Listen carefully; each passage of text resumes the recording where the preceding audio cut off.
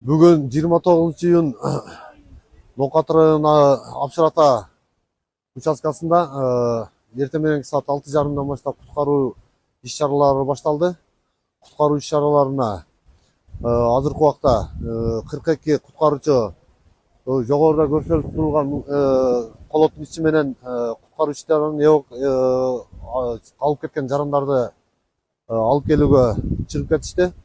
Андан сырткары милиция кызматкерлеринен 50 милиция кызматкери тартылган. Алардын бардыгы бул жерде азыркы убакта осцепление кылып, жарандарды коопсуздугун карап жатышат.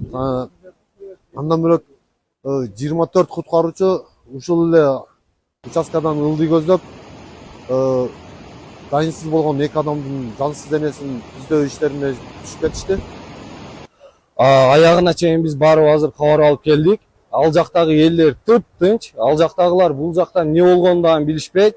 Кичине өздөрүнүн жолу жабылып калгандыгы үчүн гана бул жака өтө албай турушканын гана айтышты.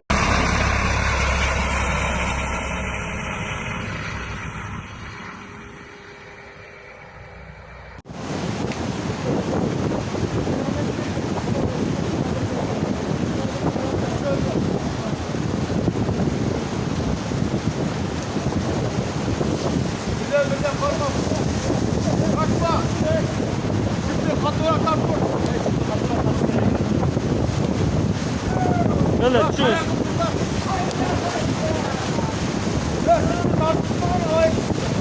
Tart vacipti.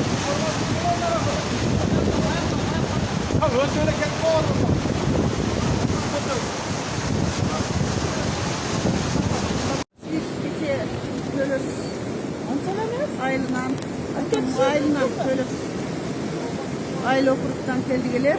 Konsuarım benim şu siyelden olacağım. Siyelde Ençesin baldarının jardamı menen siyelde oturabız.